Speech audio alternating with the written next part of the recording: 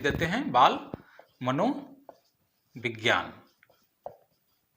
ये हमारा आज का जो है टॉपिक है और इसमें हम जो है जानेंगे क्या कि प्रश्नों के उत्तर गलत क्यों हो जाते। ये जो है सबसे बड़ा जो है प्रश्न है, हर अभ्यर्थी के सामने ये प्रश्न उठता है कि आखिर प्रश्नों के उत्तर जो है गलत कैसे हो जाते हैं, जबकि वो सारी चीज़ें तैयारी करके जाते हैं और ये मान के चलते हैं कि 30 में से कम 25 अंक तो हमारे आ ही जाएंगे, लेकिन फिर भी प्रश्न जो है गलत हो जाते हैं। तो सबसे पहले यहाँ पे आपको समझना होगा कि बाल मनोविज्ञान आखिर है क्या।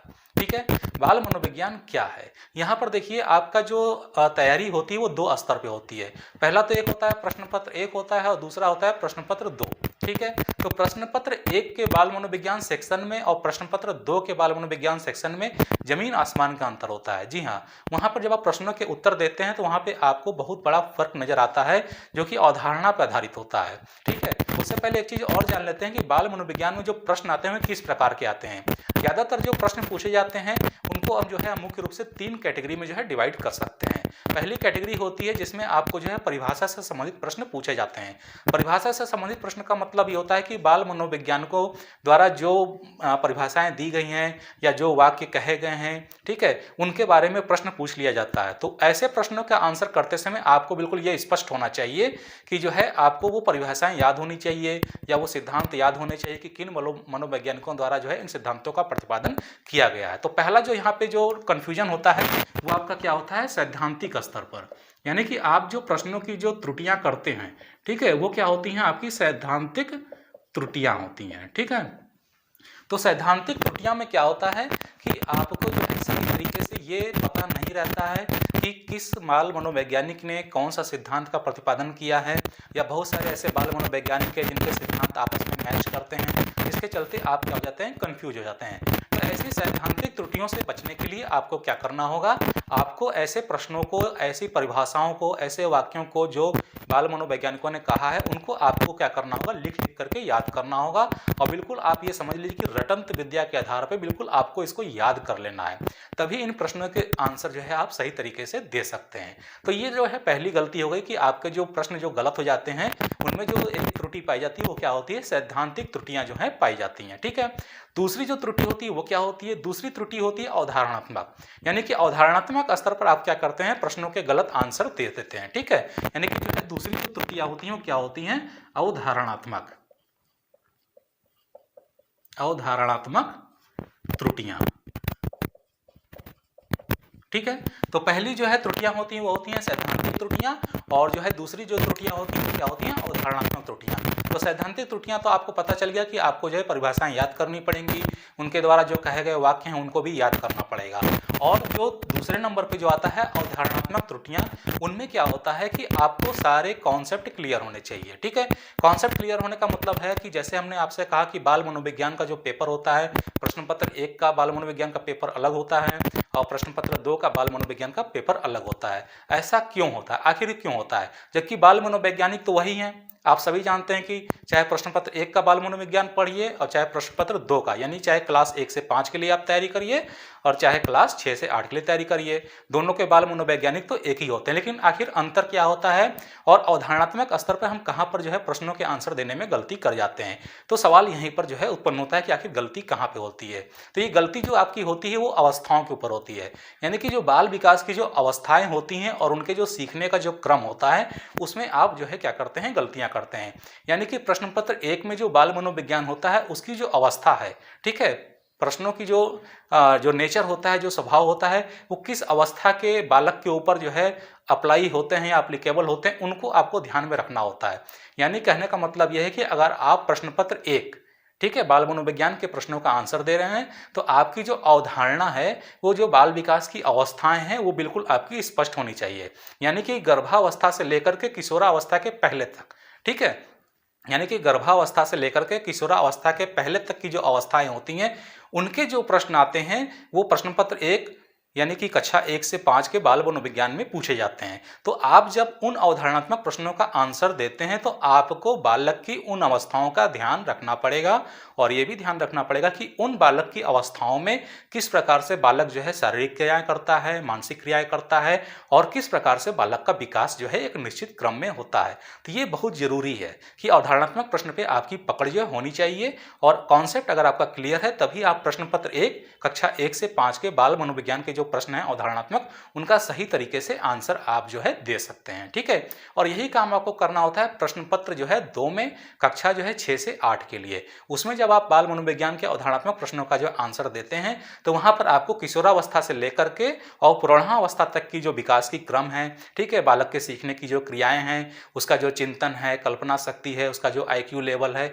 इन सब चीज़ों को आपको ध्यान में रखना होगा और उसके अनुसार ही आप क्या करेंगे जो है आंसर जो है देंगे। ठीक है, यानी कि पहली जो त्रुटि थी वो आपकी सैद्धांतिक त्रुटि थी जो कि आपको बिल्कुल रट करके याद करना पड़ेगा और दूसरी चीज़ है अवधारणात्मक जो है त्रुटियाँ। तो अवधारणात्मक त्रुटियाँ में आपको क्या करना होगा, बालक की अवस्थाओं को जो है ध्यान में रखना होगा। यानी कि अगर 1 से 5 का पेपर दे रहे हैं तो आपको गर्भावस्था से लेकर के किशोरावस्था के पहले तक यानी उत्तर किशोरावस्था तक के बालकों की विकास की अवस्थाएं और उनके सीखने का क्रम, उनका शारीरिक विकास, ठीक है, वो किस प्रकार से सोचते हैं, किस प्रकार से व्यवहार करते हैं, इन अवधारणाओं को क्लियर करना होगा।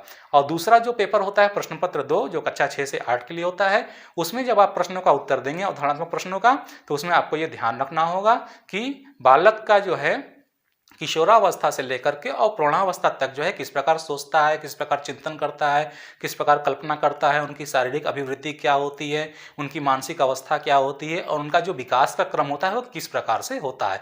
तो अगर आप इन चीज़ों को ध्यान में रखेंगे तो अवधारणात्मक प्रश्नों में बाल मनोविज्ञान के सेक्शन में आपसे कभी भी कोई त्रुटि जो है नहीं होगी। आप जो है ज़्यादातर जो है कोशिश यही करिएगा कि आप सारे अवधारणाएं जो है क्लियर कर लीजिएगा और दोनों को जो है 2 स्तर में बांट लीजिए। ठीक है, एक सेक्शन 1 हो जाएगा और सेक्शन 2 हो जाएगा।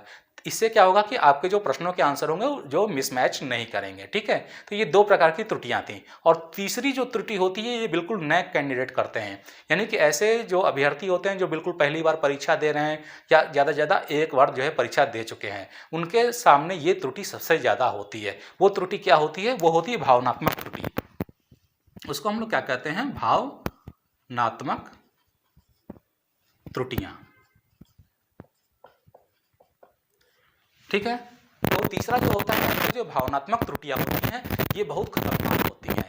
इसमें यह होता है कि आपने सारा कोर्स पढ़ लिया, सारा स्टडी मटेरियल पढ़ लिया बाल मनोविज्ञान के बारे में, लेकिन आप गलती कर देते हैं। क्या गलती कर देते हैं, आप भावनात्मक हो जाते हैं प्रश्नों को लेकर के। जैसे अगर बालक के लिए किसी दंड से संबंधित कोई प्रश्न आया है और वहाँ पर जो है किस प्रकार का दंड दिया जाना चाहिए आपसे ये पूछा जा रहा है, तो आप क्या करते हैं, भावना में आकर के आप उसको जो है कम दंड वाला जो है ऑप्शन सेलेक्ट कर लेते हैं। ठीक है, लेकिन वहाँ पर होता क्या है कि वहाँ पर बिल्कुल निश्चित रूप से कठोर दंड जो है दिया जाता है।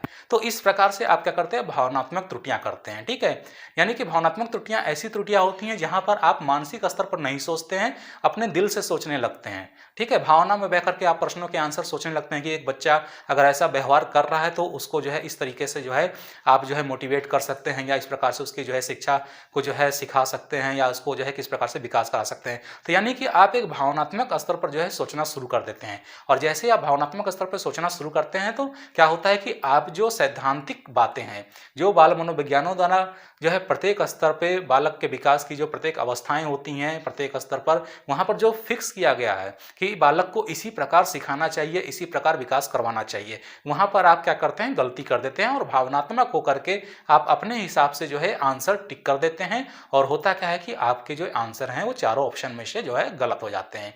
तो ये जो है बाल मनोविज्ञान का पूरा एक ये एग्जाम का पैटर्न होता है। ठीक है, कि आप यहाँ पर अगर जो है गलतियाँ करते हैं तो आखिर क्यों करते हैं। तो यहाँ पर जो है आपने देखा कि बाल मनोविज्ञान में आप ज़्यादातर जो है 3 तरीके की जो है त्रुटियाँ करते हैं। पहली होती है सैद्धांतिक त्रुटि, दूसरी होती है अवधारणात्मक त्रुटि और तीसरी होती है आपकी भावनात्मक त्रुटि। तो जो है ये तीनों त्रुटियाँ आपको नहीं करनी है, सैद्धांतिक त्रुटि और भावनात्मक त्रुटि जो है ये और इसके साथ ही आपकी जो है अवधारणात्मक त्रुटि, यहाँ पर आपको सुधार करने की जरूरत है। अगर आप इसमें सुधार कर लेते हैं तो आप आसानी से जो है 30 में से 25 प्रश्न बिल्कुल सही आप कर लेंगे। ये बिल्कुल आप मान के चलिए, क्योंकि 25 प्रश्न इसलिए कह रहे हैं क्योंकि 5 प्रश्न ऐसे हो सकते हैं जो ऐसे सिद्धांत या परिभाषाएं या ऐसे वाक्य हो जाते हैं कि हो सकता है वो आपको याद ना हो। ठीक है। लेकिन ज़्यादातर होता क्या है कि आपके जो प्रश्न होते हैं वो परिभाषा के आधार पर पूछे जाते हैं या कथनों के आधार पर पूछे जाते हैं मनोवैज्ञानिकों के, और जो दूसरे जो प्रश्न होते हैं अवधारणात्मक स्तर के होते हैं, और अवधारणात्मक स्तर के जो प्रश्न होते हैं वो बहुत ज़्यादा होते हैं। उसके बाद जो है भावनात्मक स्तर के प्रश्न होते हैं जो कि आपको क्या करते हैं, कन्फ्यूज कर देते हैं। तो यहाँ पर क्या होता है कि आपके आंसर जो है गलत हो जाते हैं। तो यही जो हमारा आज का वीडियो का जो मुख्य उद्देश्य था वो यही था। हम आपको यहाँ बताना चाह रहे थे कि प्रश्नों के उत्तर गलत क्यों हो जाते हैं। जब आप घर पे आते हैं तो उनको मिलाते हैं तो कहते हैं अरे ये तो प्रश्न गलत हो गया, हमने तो ऐसा आंसर सोचा था लेकिन ये नहीं हुआ। तो ये सारी जो चीज़ें हैं इनको आपको क्या करना होगा, रिमूव करना होगा। यानी कि जब आप बाल मनोविज्ञान की तैयारी करिए तो बिल्कुल आप तटस्थ होकर के करिए। तटस्थ होने का मतलब यह है कि line to line as it is जो किताब में लिखा है बिल्कुल वो आपके दिमाग में फीड होना चाहिए। ठीक है। अगर आपने थोड़ी सी भी इसमें गलती की तो आपके प्रश्नों के उत्तर गलत हो जाएंगे। ये वीडियो बनाने का मेरा यही मकसद था, क्योंकि आखिर इतने सारे लोग फॉर्म भरते हैं लेकिन रिजल्ट 10% आता है, तो ऐसा इसीलिए होता है क्योंकि देखिए हिंदी और इंग्लिश लैंग्वेज का तो पेपर आप लोग सॉल्व कर लेते हैं, क्योंकि हिंदी और इंग्लिश जो है शुरू से आप लोग पढ़ते आ रहे हैं। तो आखिर गलती कहाँ होती है, दो ही पेपर में हमारी मिस्टेक होती है। एक होती है आपकी बाल मनोविज्ञान सेक्शन में जहाँ पे आप फेल हो जाते हैं, और उसके बाद आता है पर्यावरण और मैथ, इनमें आपकी जो है त्रुटियां पाई जाती हैं। तो आज का पूरा वीडियो बाल मनोविज्ञान के ऊपर था। तो उम्मीद है कि आप आगे से ऐसी त्रुटियां नहीं करेंगे। और ये त्रुटियां कौन सी हैं हमने आपको बताया, 3 प्रकार की त्रुटियां हैं, सैद्धांतिक है, अवधारणात्मक है और भावनात्मक है। तो ये त्रुटियां आप ना करिएगा, ठीक है। और हमारे चैनल पे जो वीडियो पड़े हुए हैं बाल मनोविज्ञान के करीबन 104 या 109 के लगभग जो है वीडियो मैंने डाले हैं और फुल्ली कॉन्सेप्ट बेस हैं, ठीक है। तो आप उस वीडियो को जाकर के देख सकते हैं। सिर्फ और सिर्फ वहाँ पे कॉन्सेप्ट के बारे में ही बताया गया है और एज इट इज़ बिल्कुल लाइन वाइज जैसा क्वेश्चन पेपर में प्रश्न पूछे जाते हैं उसी तरीके से वहाँ पर उनको पढ़ाया गया है और बताया गया है, ठीक है। इसके अलावा एक बात और कर लेते हैं कि आज कल हमारे पास एक कमेंट आया था और कमेंट्रेटर का जो नाम था, जो कमेंट्स करने वाले थे, उनका नाम जो है छाया जायसवाल था। उन्होंने पर्यावरण से संबंधित जो है हमसे एक प्रश्न पूछा था। मुझे बहुत खुशी हुई कि आपने जो है कमेंट बॉक्स में जो है ये पर्यावरण से संबंधित जो है प्रश्न पूछा। आपका जो कमेंट है वो पहला कमेंट्स है। बाल मनोविज्ञान या शिक्षक पात्रता परीक्षा की तैयारी को लेकर के मेरे चैनल पर ये पहला कमेंट्स आया है, जिसमें छाया जायसवाल जी ने जो है अपना एक प्रश्न पूछा है और उन्होंने कहा है कि पर्यावरण जो शिक्षा जो हम लोग देते हैं, जो बच्चों को हम लोग क्या करते हैं पर्यावरण शिक्षा देते हैं, उसमें जो पाठ्य सहगामी क्रियाएं होती हैं उनमें बच्चों के प्रति जो है शिक्षक की क्या भूमिका हो सकती है कि उनके अंदर पर्यावरण जागरूकता जो है उत्पन्न की जाए। तो हम आपको यहाँ पे बता देते हैं कि पर्यावरण जागरूकता उत्पन्न करने के लिए बच्चों के लिए जो पाठ्य सहगामी क्रियाएं होती हैं उनका हम लोग जो है पालन करते हैं। यानी कि ज़्यादातर जो पालन होता है हम लोग क्या करते हैं, एक छोटी सी जो है उनकी जो है समिति बना देते हैं। जैसे बच्चों का आपने इसको ग्रुप कह सकते हैं या समूह कह सकते हैं, ठीक है।